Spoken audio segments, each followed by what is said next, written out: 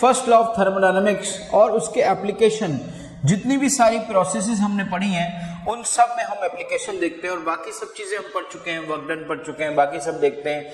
तो हर एक प्रोसेस को लेकर उस पर वर्कआउट पूरा करते हैं। सबसे पहले समझते हैं फर्स्ट लॉ ऑफ थर्मोडायनेमिक्स क्या होता है। जीरोथ लॉ हम लोग पढ़ चुके हैं।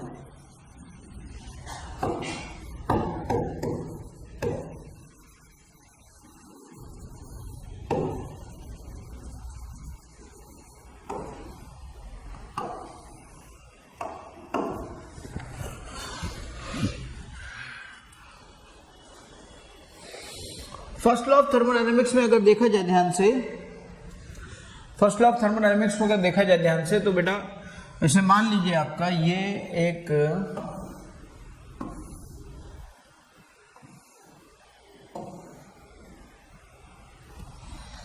ये सपोज करिए पिस्टन है,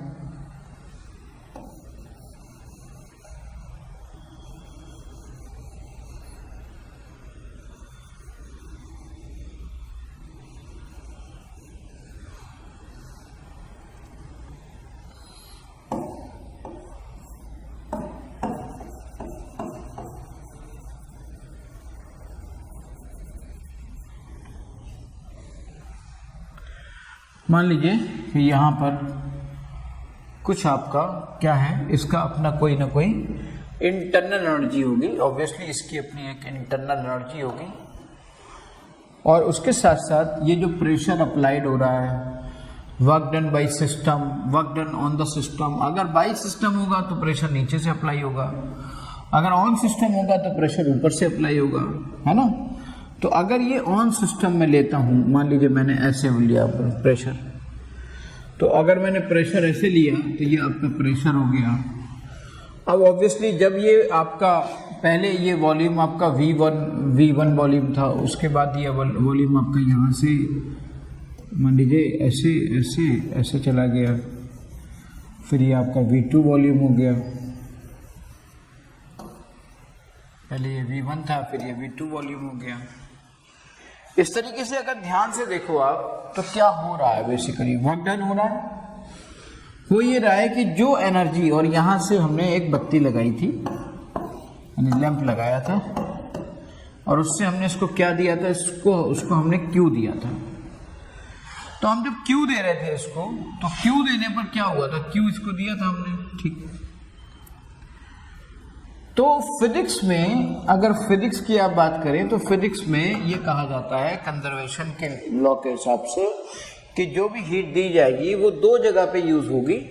एक तो delta U plus internal energy को चेंज करने में, और साथ में वर्क डन कराने में। ये दो बातें यहाँ पे दी जाती हैं बेटा, वर्क डन कराने में। केमिस्ट्री में इसी चीज को देखो, इसमें जो इस फॉर्मूले में हम क्या करते हैं, फिजिक्स का साइन कन्वेंशन यूज करते हैं। फिजिक्स साइन कन्वेंशन यूज करिएगा, ओके। इस वाले फॉर्मूले को अगर तुम्हें यूज भी करना है तो physics sign convention formula use करो, तुम्हें रिजल्ट बिल्कुल प्रॉपर आएंगे। और अगर तुम केमिस्ट्री में इस चीज को समझना चाहते हो तो ये चीज होती है बेटा, Q plus W is equal to delta U। ये first law of thermodynamics statement. लेकिन इस इक्वेशन को अगर तुम्हें यूज करना है तो तुम्हें केमिस्ट्री साइन कन्वेंशन यूज करने पड़ेंगे, यानी वर्क डन का जो साइन कन्वेंशन है वो केमिस्ट्री वाला यूज करना पड़ेगा, केमिस्ट्री साइन कन्वेंशन यूज करना पड़ेगा।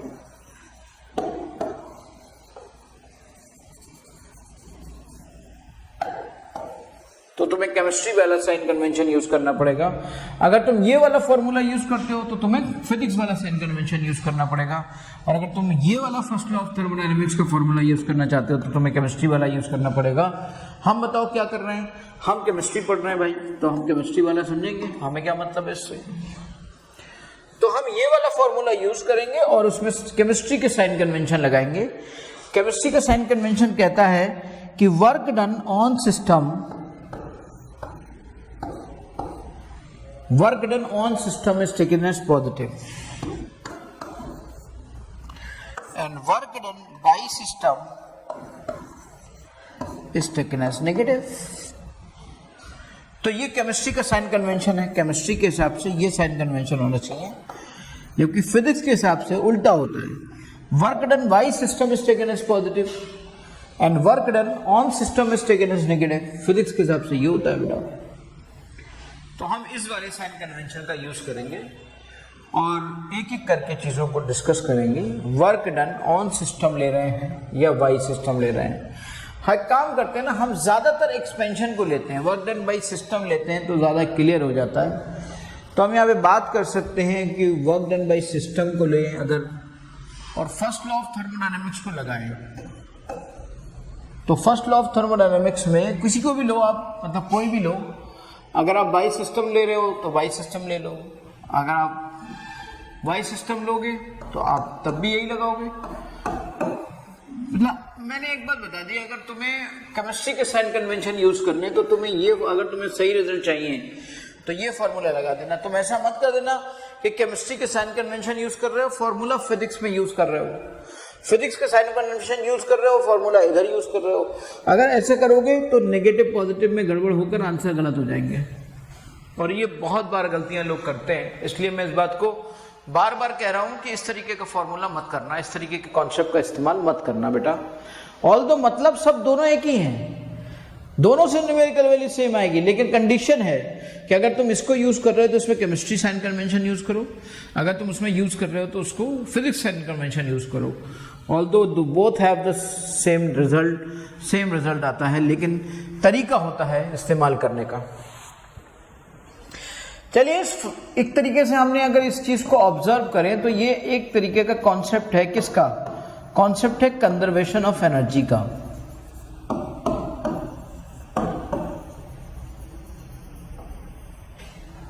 कॉन्सेप्ट है कंजर्वेशन ऑफ एनर्जी का बेटा। ये कंजर्वेशन ऑफ एनर्जी का कॉन्सेप्ट है कि भाई किस तरीके से यहां पर हो रहा है। तो first law is the consequence of conservation of energy. देखिए, इसमें अच्छी बात यह है कि इसमें बहुत सारी बातें आ गई। इसमें हमने वर्क डन का स्टडी कर लिया है, हमने हीट की स्टडी कर ली है, हमने इंटरनल एनर्जी की स्टडी कर ली है, हमने एंथैल्पी की स्टडी कर ली है। तो अब इसको हर प्रोसेस में लगाना हमारे लिए बहुत आसान होगा। यही ज़रूरी था कि सबकी स्टडी हम कर लें।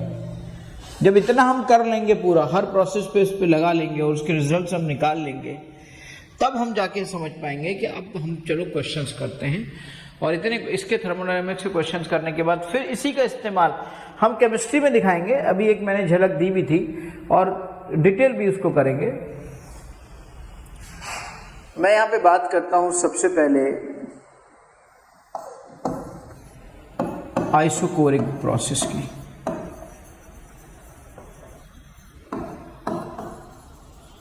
आइसोकोरिक प्रोसेस की अगर बात की जाए तो ऑब्वियसली यहाँ पे V कांस्टेंट होता है। एक एक करके लेके चलते हैं और फर्स्ट लॉ ऑफ थर्मोडायनेमिक्स को इसको लगाते हैं।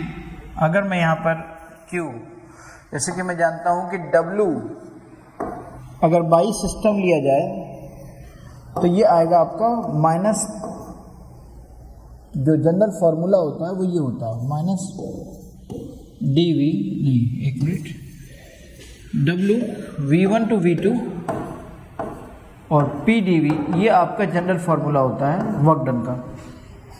वर्क डन का जनरल फॉर्मूला ये होता है, हम सब वर्क डन का जनरल फॉर्मूला देख चुके हैं। Work done by system is equal to होता है minus V1 to V2 P dV। ठीक है बेटा, इस फॉर्मूले का डेल्टा एनर्जी के बारे में बात करते हैं। चलिए आइसोकोरिक प्रोसेस में इसको लगाते हैं। आइसोकोरिक प्रोसेस में जब ये लगाऊंगा मैं तो Q हीट जो दी जाएगी वो एट कांस्टेंट वॉल्यूम दी जाएगी, Q plus W is equal to delta U। Now tell me one thing कि यहाँ पे W क्या हो जाएगा, यहाँ पे डेल्टा U क्या होगा, डेल्टा V क्या होगा, यहाँ पे आइसोकोरिक प्रोसेस में ये होगा। जब ये होगा तो W क्या होगा, W तो अपने आप V1 to V2, और जब यही जीरो हो गया तो ओवरऑल ये भी जीरो हो गया, है ना, W भी जीरो हो गया, और W भी जीरो हो गया तो आप कह सकते हो QV is equal to delta U। अब देखो आप, यानी the heat given at constant volume will be is equal to change in internal energy, the heat given at constant volume will be is equal to change in internal energy. अब जरा इस बात को समझिए। कुछ देर पहले जब हम हीट की बात कर रहे थे तो आपको याद होगा मैंने QV बराबर बताया था NCV डेल्टा T, और मैंने QP बराबर बताया था NCP डेल्टा T। अगर हम ये बात करें तो क्या मैं यहां से ये बात नहीं कह सकता कि भाई अगर ये इसके बराबर है, QV बराबर डेल्टा U है और QV बराबर NCV डेल्टा T है, तो क्या मैं ये नहीं कह सकता कि डेल्टा U बराबर NCV डेल्टा T है? डेल्टा U बराबर NCV डेल्टा T है, क्या मैं ये नहीं कह सकता? यानी मुझे यहां से बहुत अच्छा रिजल्ट मिला जो हर जगह पर अनकंडीशनली यूज की जा सकती है। ये इक्वेशन अनकंडीशनली हर जगह पर यूज की जा सकती है बेटा, जहां पर भी इसकी रिक्वायरमेंट हो, है ना। तो आइसोकोरिक प्रोसेस से हमने ये रिलेशंस ऑब्जर्व किए और इन रिलेशंस में हमने देखा कि आइसोकोरिक प्रोसेस में वर्क डन 0 होता है और जो heat given at constant volume होती है वो पूरी की पूरी इंटरनल एनर्जी को चेंज करने के काम आ जाती है। और इंटरनल एनर्जी का एक नया फॉर्मूला यहाँ से डेवलप हुआ कि internal energy is equal to basically delta U is equal to NCV delta T। अब हम बात करते हैं आइसोबारिक प्रोसेस की। वर्क डन सब में देखना है, सब में उसकी हीट के बारे में समझना है। Isobaric process, first law of thermodynamics का सीधा सीधा relation Q plus W is equal to delta U। हम सब जानते हैं कि अगर हमें आइसोबारिक प्रोसेस लेनी है तो ऑब्वियसली प्रेशर कांस्टेंट लेना पड़ेगा। सबसे पहले हम वर्क डन को समझते हैं, फिर QV को समझते हैं। वर्क डन यहाँ पे क्या होगा? वर्क डन वैसे तो देखो अगर बाई सिस्टम यहाँ पे ले लिया जाए, बाई सिस्टम कह दो या एक्सपेंशन कह दो, तो ये आपका PdV आएगा। लेकिन जरा मुझे बताइए यहाँ पर क्या कांस्टेंट है? यहाँ पर प्रेशर कांस्टेंट है। तो जो ये जो अंदर इंटीग्रेशन में होता है बेटा ना, जो कांस्टेंट वैल्यूज होती हैं वो बाहर आ जाती हैं। तो ये बाहर आ गया, ये आ गया आपका V1 टू V2 और ये आ गया आपका dV। इस तरीके से ये रिलेशन आपका बन जाएगा -P and this become V2 minus V1। So you can write down this is equal to -P delta V। W expansion की जगह पे मैं लिख सकता हूँ W एक्सपेंशन या बाई सिस्टम मैं कह सकता हूँ -P डेल्टा V। इस तरीके से ये कह सकता हूँ। अगर मैं ये कह सकता हूं तो मैं इसको यहां पे लगा भी सकता हूं। तो ये जो हीट है, heat given at constant pressure, एक काम कर लो, दूसरा W की जगह मैं क्या लिख सकता हूं? मैं लिख सकता हूं P into delta V is equal to delta U। Now tell me one thing, ये जो QP आएगा वो क्या बन जाएगा? ये QP बन जाएगा delta U plus P delta V। अरे वाह, अभी हमने जो मेहनत की थी और एंथैल्पी के बारे में वर्कआउट किया था वो हमारा यहाँ पे काम आ गया भाई। एंथैल्पी बराबर ये सब हुआ करता था, आपको याद आ गया होगा। थोड़ी देर पहले हमने डिस्कस कर रहे थे एंथैल्पी के बारे में और वो एंथैल्पी को हमने पूरा ड्राइव किया था कि ये एट कांस्टेंट प्रेशर इसके बराबर हो सकती है। जब इसके बराबर हो सकती है तो यहां से दोनों से क्या निष्कर्ष निकला? जो हीट गिवन होती है एट कांस्टेंट प्रेशर बेसिकली वो कुछ और नहीं बल्कि एंथैल्पी को चेंज करने के काम आती है। एंथैल्पी को चेंज करने के काम आती है। Understand? Now tell me one thing, अगर मैं QP बराबर डेल्टा H जानता हूं, QP बराबर डेल्टा H जानता हूं, तो फिर तो ये बड़ी अच्छी बात हो गई कि मैं डेल्टा H को जगह पे QP लिख सकता हूं। ये जो रिलेशन था मेरा, QP बराबर, तो फिर तो मैं QP बराबर, इसका मतलब हमने QP को समझ लिया क्या होता है और QV को भी समझ लिया क्या होता है। तो देखिए, हमने QP को समझा कि QP जो होता है वो डेल्टा H होता है और QB जो होता है that is basically delta U, वो डेल्टा U होता है। फिर ये आपका जो delta H is equal to enthalpy के हमने रिलेशन को थोड़ी देर पहले समझा था, P डेल्टा V है। तो इसकी जगह पर मैं क्या यूज कर लूं, इसकी जगह पर डेल्टा H की जगह मैं यूज कर सकता हूं बेटा QP, और डेल्टा U की जगह मैं क्या यूज करता हूं QV, और इस तरीके से ये मेरा आ जाएगा P डेल्टा V।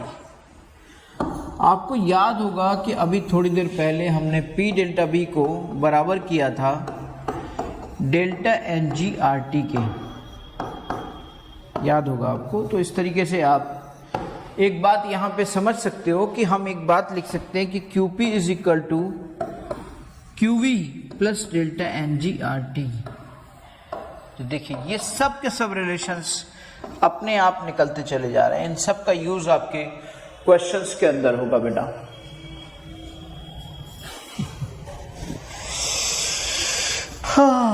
चलिए देखते हैं इसके आगे। यहाँ पर हम इसी को और अगर एक्सप्लेन करना चाहें तो डेल्टा H बराबर आ जाएगा delta U plus delta NGRT, है ना। ओके, तो ये थी आपकी आइसोकोरिक प्रोसेस, और ये थी आपकी आइसोबारिक प्रोसेस। इससे पहले थी आपकी isochoric process.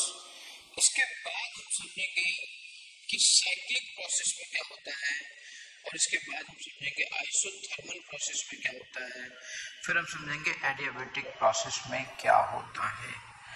Let's discuss about it. हम इसके बारे में थोड़ा डिस्कशन करते हैं कि किस चीज़ को कैसे ऐड किया जा सकता है। बेटा जब यहाँ पर हम देखते हैं कि ये आपका आइसोबारिक प्रोसेस तक हमने डिस्कशन कर लिया, इसके बाद हम साइक्लिक देखेंगे, आइसोबारिक देखेंगे, आइसोकोरिक देखेंगे, आइसोबारिक आइसोकोरिक देख ली, आइसोथर्मल देखेंगे और एडियाबैटिक देखेंगे। चलिए